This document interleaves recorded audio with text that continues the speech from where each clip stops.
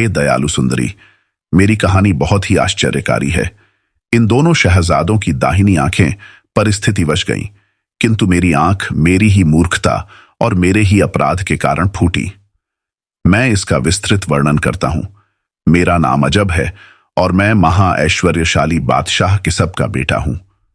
पिता के स्वर्गवास के बाद मैं सिंहासनारूढ़ हुआ और उसी नगर में रहने लगा जिसे मेरे पिता ने अपनी राजधानी बनाया था। मेरी राजधानी समुद्र के किनारे बसी थी। उसकी रक्षा के लिए 150 युद्धपोत तैयार रहते थे। इसके अलावा दूरस्थ व्यापार के लिए 50 जहाज थे और बहुत से दूसरे जहाज भी लंगर डाले रहते थे कि लोग उन पर बैठकर समुद्र में सैर सपाटा किया करें। मेरे राज्य में कई अन्य नगर और द्वीप भी थे। एक बार मेरी इच्छा हुई कि मैं अपने राज्य के नगरों और द्वीपों को जाकर देखूं। वहां के निवासियों को, जो मेरे पिता की मृत्यु से शोकाकुल थे, सांत्वना दूं और उन्हें आदेश दूं कि वे नागरिक कार्यों और व्यापार में तत्परता से लगे रहें। साथ ही मुझे यह शौक हुआ कि मैं जहाज चलाना सीखूं। इस उद्देश्य से मैं एक बड़े जहाज पर सवार होकर चला। मेरे जहाज के साथ 10 जहाज और चल रहे थे। 40 दिन तक वायु हमारे अनुकूल रही, किंतु फिर ऐसा तूफान आया कि हम जीवन की आशा खो बैठे। दूसरे दिन आकाश साफ हो गया। हम लोग एक द्वीप पर उतर पड़े। 2 दिन आराम करने और जहाज के भंडार भरने के बाद हम फिर चले। आशा थी कि 10 दिन में हम अपने देश को वापस पहुंच जाएंगे, किंतु ऐसा न हुआ। कारण यह था कि जहाज एक अन्य तूफान में रास्ते से भटक गए थे। हमारे कप्तान ने एक आदमी को मस्तूल पर चढ़ाया कि शायद कहीं जमीन दिखाई दे। उसने बताया कि दाईं तरफ कोई काली सी वस्तु दिखाई दे रही है, शायद भूमि हो। लेकिन यह सुनकर कप्तान सिर पीटने और बाल नोचने लगा और बोला, हे स्वामी, अब हम सब खत्म हो जाएंगे। हमारे बचने का कोई उपाय नहीं है। यह कहकर वह और बुरी तरह रोने पीटने लगा। उसकी यह दशा देखकर अन्य मांझी भी घबरा गए। मैंने हैरान होकर कप्तान से पूछा कि हम क्यों समाप्त हो जाएंगे। उसने बताया कि तूफान के कारण हमें दिशा ज्ञान नहीं रहा और हम मार्ग से भटक गए, और अब हवा के कारण हमारा जहाज उस काली वस्तु के पास जा पहुंचेगा। वह एक चुंबक का पहाड़ है। जहाज वहां पहुंचेगा तो उसकी सारी कीलें और लौह पट्टिकाएं लकड़ी से अलग होकर उससे जा चिपकेंगी और जहाज टुकड़े टुकड़े हो जाएगा। चुंबक पत्थर में यह गुण होता है कि वह लोहे को आकृष्ट करता है, और जैसे जैसे लोहा उसके समीप आता है कि चुंबक की आकर्षण शक्ति बढ़ जाती है। सैकड़ों जहाजों के लोहे के टुकड़े इस पर्वत में जा चिपके हैं, जिनके कारण वह ऊपर से नीचे तक लोहे के टुकड़ों से ढक गया है और रंग में काला दिखाई देता है। कहते हैं यह पहाड़ बहुत ऊंचा है। उसके सभी किनारे ढलवाव हैं। उसकी चोटी पर एक बहुत बड़ी पीतल की गोल और मोटी चादर है जो पीतल के खंभों पर टिकी हुई है। उस चादर पर एक घुड़सवार की मूर्ति पीतल की बनी हुई है।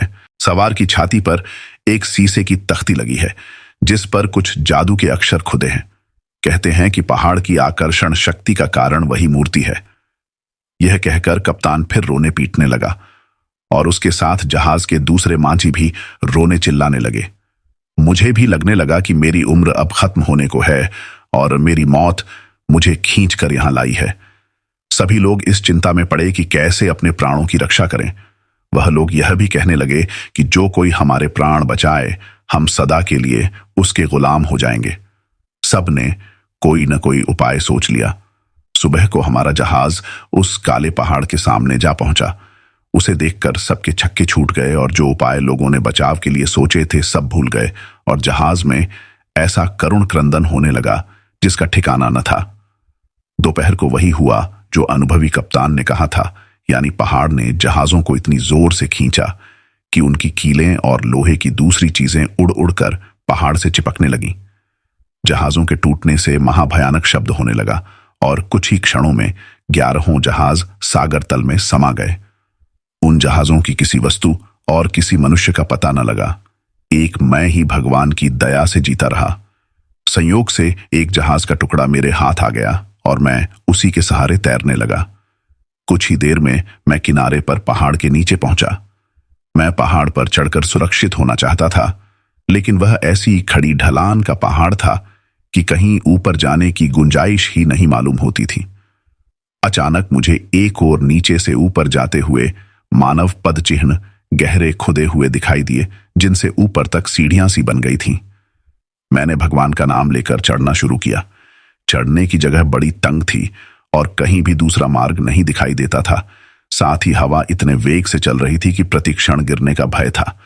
लेकिन भगवान की कृपा से मैं धीरे धीरे ऊपर तक जा पहुंचा और पीतल के गोले के अंदर जाकर भगवान को धन्यवाद देने लगा कि उसने इतनी कठिन परिस्थितियों में भी मुझे जीवित रखा। रात हो गई थी, इसलिए उसी वृत्त के अंदर लेटकर सो गया।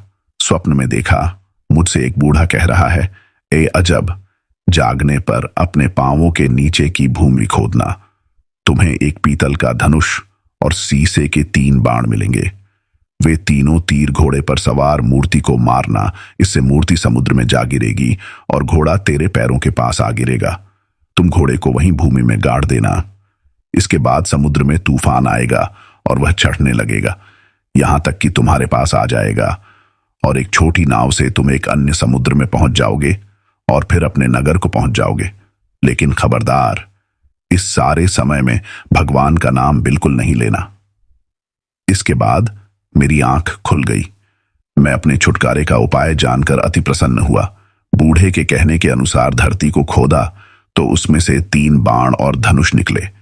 मैंने कमान से तीनों तीर पीतल के घुड़सवार पर छोड़े। तीसरे तीर के लगते ही सवार की मूर्ति समुद्र में गिर गई और घोड़े की मूर्ति मेरे पांवों के पास आ गिरी। मैंने उसे उसी जमीन में गाड़ दिया जहां से धनुष और बाण निकाले थे। अब समुद्र चढ़ने लगा और चढ़ते चढ़ते पीतल के घेरे के पास आ गया। जहां मैं था वहां एक नाव भी आ लगी जिसमें पीतल का मांझी बैठा था। मैं नाव पर बैठ गया। वृद्ध पुरुष की हिदायत को ध्यान में रखकर मैंने भगवान का नाम न लिया, बल्कि अपना मुंह बंद ही रखा। पीतल का मांझी 9 दिन तक नाव चलाता रहा और ऐसी जगह पहुंच गया जहां आसपास कई द्वीप दिखाई दे रहे थे। मैं बहुत खुश हुआ कि अब कठिनाइयों से उबर जाऊंगा और इसी दशा में भगवान को धन्यवाद दे बैठा। तुरंत ही मांझी समेत वह नाव समुद्र में डूब गई। अब मैं फिर तैरने लगा और एक द्वीप की ओर जाने लगा। कई घंटे तक तैरता रहा, यहां तक कि शाम होने लगी और मेरे हाथ पांव भी थकन से ऐसे भारी हो गए कि तैरा ही नहीं जाता था।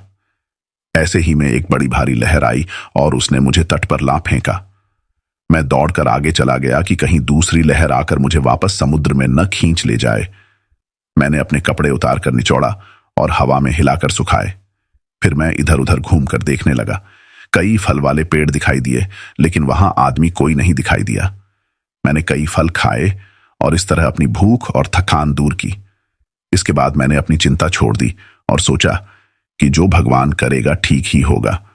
थोड़ी देर बाद देखा कि एक छोटा सा जहाज पाल उड़ाता हुआ उस द्वीप की ओर आ रहा है। पहले मैंने सोचा कि वह तट पर आए तो मैं उसके पास जाऊं। फिर सोचा कि अच्छी तरह देख लेना चाहिए, ऐसा तो नहीं कि उसमें लुटेरे हों या मेरे शत्रु हों। इसलिए मैं एक घने और ऊंचे पेड़ पर चढ़ गया और छुप कर बैठ गया और ध्यानपूर्वक देखने लगा कि जहाज के लोग क्या करते हैं।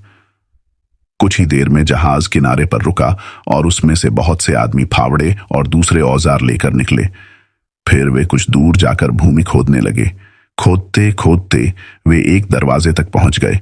फिर वे जहाज में वापस गए और उसमें से बहुत सी खाद्य वस्तुएं और बिस्तर, फर्श आदि के बोझों को लादे हुए उसी दरवाजे को उठाकर नीचे चले गए। फिर वे लोग जो नौकर चाकर झांत होते थे, जहाज में जाकर एक वृद्ध पुरुष और 14-15 वर्ष के अति सुंदर बालक को लाए और सब के सब दरवाजे से नीचे उतर गए, जहां स्पष्टतः ही कोई मकान बना हुआ था। वहां से लौटकर उन्होंने दरवाजा बंद कर दिया और उस पर मिट्टी डालकर बराबर कर दी। लेकिन वे वापस हुए तो वह सुंदर बालक उनके साथ नहीं था। मुझे यह सब बातें देखकर अत्यंत आश्चर्य हुआ।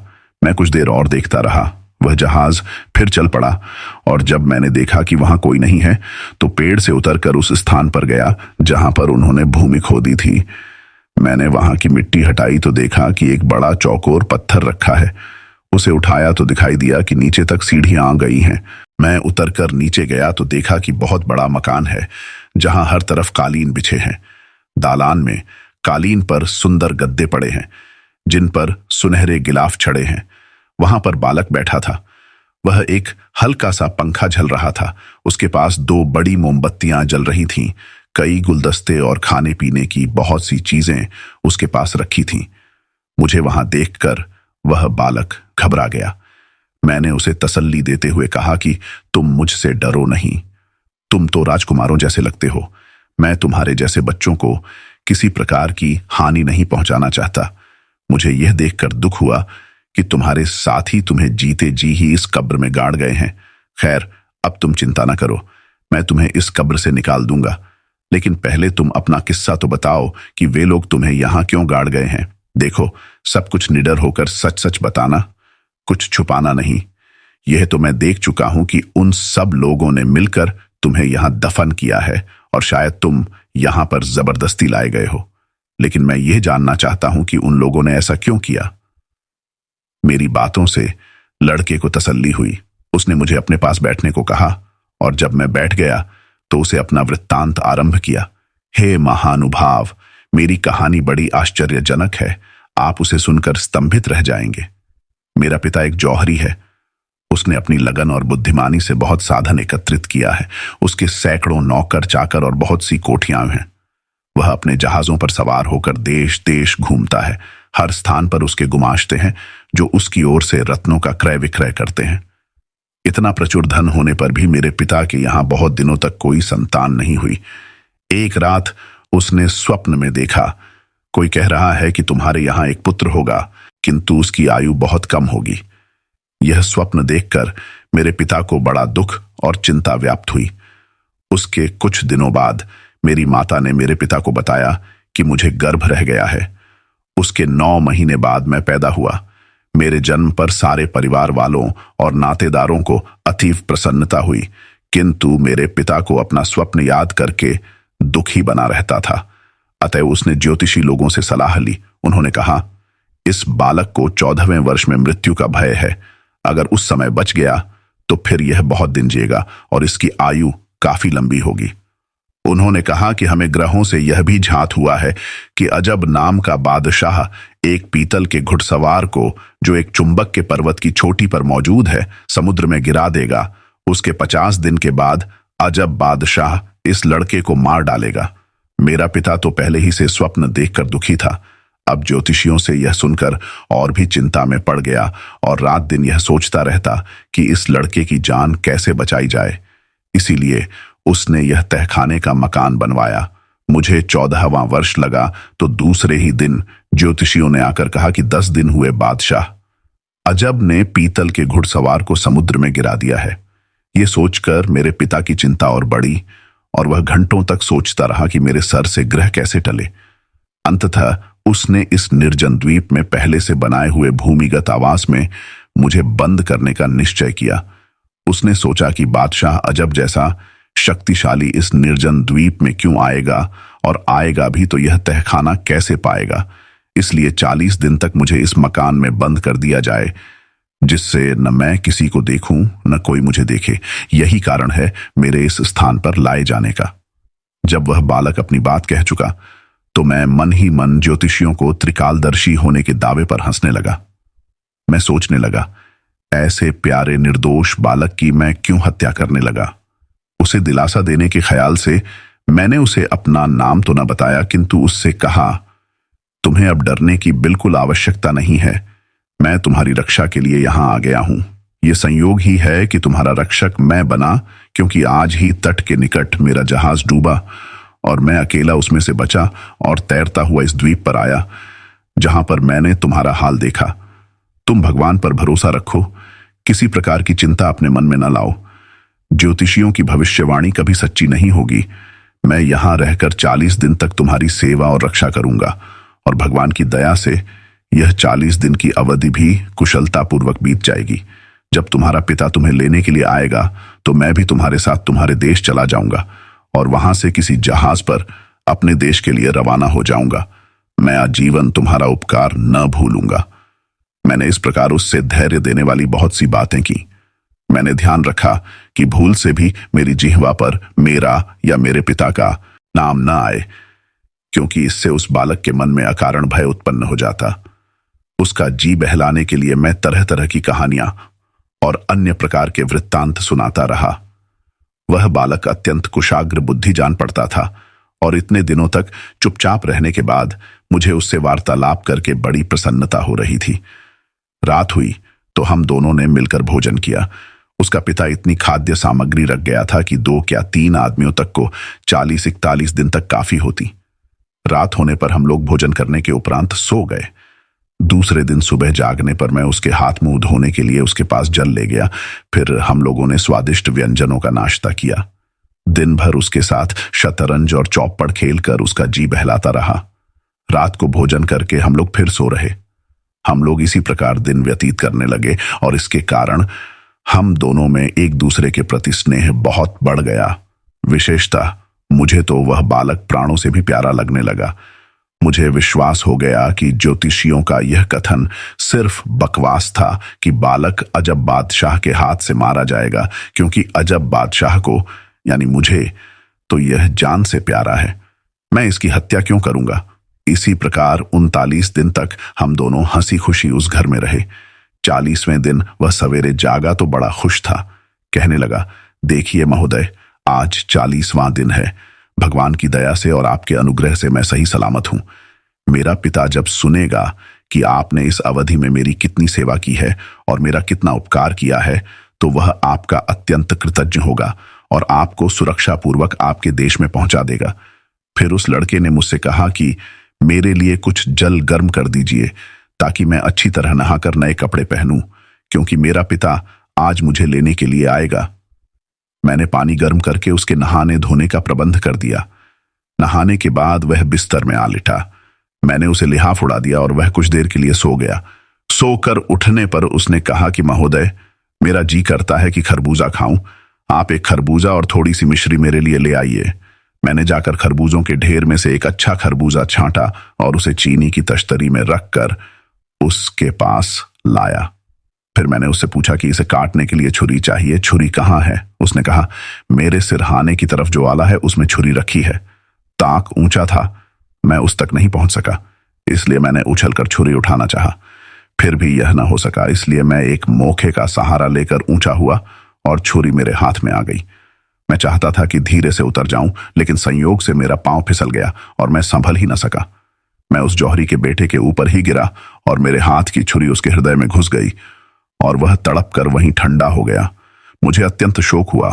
मैंने अपने कपड़े फाड़ डाले और सिर और छाती पीटने लगा और पछाड़े खाकर जमीन पर गिरने लगा। मैं बराबर रो रो कर कहता था कि इस अभागे दिन में कुछ घड़ियां रह गई थीं। यह समय भी टल जाता तो लड़के की जान बच जाती। ज्योतिषियों का कहना ठीक ही निकला और मैं अभागा ही इस प्यारे बच्चे की मृत्यु का कारण बना। मैंने आकाश की ओर मुख किया और दोनों हाथ उठाकर कहने लगा कि हे सर्वशक्तिमान परमेश्वर, तू सब कुछ देख रहा है और तू सब कुछ जानता है। तुझे झांत है कि इस बालक को मैंने जानबूझकर नहीं मारा है। यदि इसकी मृत्यु में मेरा तनिक भी दोष हो तो तू इसी समय मेरे प्राण ले ले। इसी प्रकार मैं बहुत देर तक जौहरी के पुत्र की लाश के पास बैठकर रोता कल्पता रहा। जब दिन थोड़ा सा ही बाकी रहा तो मैंने सोचा कि अब इसका बाप इसे लेने को आता होगा। मेरी इतने दिनों की सेवा व्यर्थ गई। अब मैं क्या मुंह लेकर उससे मिलूं। अब मेरा यहां ठहरना ठीक नहीं। ये सोचकर मैं मकान से निकला और जीने पर पत्थर रखकर उस पर मिट्टी डालकर बराबर कर दी। बाहर निकलकर देखा तो जौहरी का जहाज पाल उड़ाए चला आता है। मैंने सोचा जौहरी मुझे देखेगा तो अपने बेटे का हत्यारा समझकर मुझे अपने नौकरों से मरवा डालेगा। कारण यह है कि मैं झूठ नहीं बोलता, इसलिए मैं एक ऊंचे और घने पेड़ पर चढ़ गया और देखने लगा। जहाज ने किनारे पर लंगर डाला और उसमें से बूढ़ा जौहरी अपने नौकरों के साथ निकलकर हंसी खुशी किनारे पर आया। तहखाने के पास जाकर उन लोगों ने पत्थर हटाकर जीने का रास्ता खोला, लेकिन अब बूढ़े की प्रसन्नता गायब हो गई और उसके मुंह पर झांसी फिर गई। कारण यह था कि उसने अपने पुत्र का नाम लेकर पुकारा तो अंदर से कोई उत्तर न आया। जब वे लोग अंदर गए तो देखा कि लड़का मरा पड़ा है और उसके हृदय में छुरी घुसी है, क्योंकि मुझे छुरी निकालने का ध्यान नहीं रहा। लाश को देखकर उन लोगों में अचानक रोना चिल्लाना शुरू हो गया। उन लोगों का विलाप और मृत बालक का उनके मुंह से गुणानुवाद सुनकर मुझे भी रोना आ रहा था। बूढ़ा जौहरी तो बेचारा अपने पुत्र का शव देखकर अचेत ही हो गया। उसके सेवकों ने उसे तहखाने से बाहर निकालकर उसी पेड़ के नीचे बिठाया जिसके ऊपर मैं छुपा बैठा था। फिर वे लड़के की लाश को बाहर लाए, उसे नहलाया और सफेद कफन पहनाया और कब्र खोदकर उसमें लाश उतार दी। लड़के के पिता ने, जो इस बीच बराबर रोता रहा था, 3 बार कब्र में मिट्टी डाली और फिर उसके सेवकों ने कब्र को मिट्टी से ऊपर तक भर के बराबर कर दिया। इसके बाद वे लोग तहखाने में गए और वहां से बची हुई खाद्य वस्तुएं और वस्त्र बाहर लाकर जहाज पर ले गए। कुछ ही देर में उनका जहाज उन सबको लेकर देश को चल दिया। उसके बाद देर बाद मैं पेड़ से उतरा और उसी तहखाने में चला गया। अब मेरा नियम यह हो गया था कि रात मैं उसी घर में रहता और दिन में इधर उधर घूमकर वहां से निकलने के लिए रास्ते की खोज करता रहता। भूख लगने पर जंगली फलों आदि से पेट भरता रहता। इसी प्रकार लगभग 1 महीना और बीत गया। फिर मैंने देखा कि समुद्र का जल धीरे धीरे घट रहा है। समुद्र के घटने से द्वीप का विस्तार बहुत बढ़ गया। समुद्र इतना घटा कि जहां सबसे गहरा था वहां भी कमर के बराबर पानी रह गया और किनारे से दूसरी ओर की भूमि दिखाई देने लगी। कुछ समय के बाद पानी और घटा और पिंडलियों के बराबर हो गया। अब मैंने उसे पार करने की सोची। समुद्र सूखने से मीलों तक बालू निकल आई थी। बड़ी कठिनाई से वह बालू भूमि पार करके समुद्र तट पर पहुंचा और पानी लांघ करके दूसरी भूमि पर पहुंचा। वहां दूर पर आग जलती दिखाई दी। मैंने सोचा, यहां पर मनुष्य रहते होंगे, क्योंकि बगैर मनुष्यों के आग कैसे जलेगी। पास जाने पर पता चला कि वह आग नहीं है, बल्कि तांबे का बना एक घर है जिस पर सूर्य की किरणें पड़ रही हैं। मैं सोच ही रहा था कि यह मकान किसका हो सकता है कि उसमें से 10 नौजवान बाहर निकले और उनके साथ लंबे कद का एक वृद्ध मनुष्य भी था। सारे जवान दाहिनी आंख से काने थे। मैं सोच ही रहा था कि ये लोग कौन हैं। इतने में उन्होंने स्वयं ही आकर मुझसे नम्रतापूर्वक पूछा कि आप कौन हैं और कहां से आए हैं। मैंने कहा कि मेरी कहानी बड़ी विचित्र और बड़ी लंबी है। यदि आप धैर्यपूर्वक सुन सकें तो मैं सुनाऊं। वे सब सुनने को बैठ गए और मैंने अपना वृत्तांत आद्योपांत सुना दिया। उन्हें यह सुनकर बड़ा आश्चर्य हुआ। फिर वे लोग मुझे उस मकान के अंदर ले गए। उस मकान में कई बड़ी बड़ी दालानें और 12 दरियाओं पार करके फिर एक बड़ा सा नीला घर दिखाई दिया। उसके चारों ओर 10 कमरे नीले रंग के बने हुए थे, जिनमें एक एक मनुष्य आराम से रह सकता था। कमरों के घेरे के बीच में एक दालान था जो उससे कुछ ऊंचा था। वृद्ध मनुष्य दालान में जा बैठा और चारों ओर के कमरों में 10 जवान कालीनों पर बैठ गए। एक जवान ने मुंह से कहा, हे मित्र, तुम भी घर के बीच में बिछे हुए कालीन पर बैठ जाओ, लेकिन हम कुछ भी करें उसका कारण न पूछना, न यह पूछना कि तुम लोग दाहिनी आंख से काने क्यों हो। कुछ देर में वह बूढ़ा उठा और 10 काने जवानों के लिए खाना लाया। उसने हर एक को खाने में से उसका भाग दिया और एक भाग मुझे भी दिया, जिसे मैंने खा लिया। भोजनोपरांत वृद्ध पुरुष ने हम लोगों को एक एक प्याला सुगंधित मदिरा का दिया।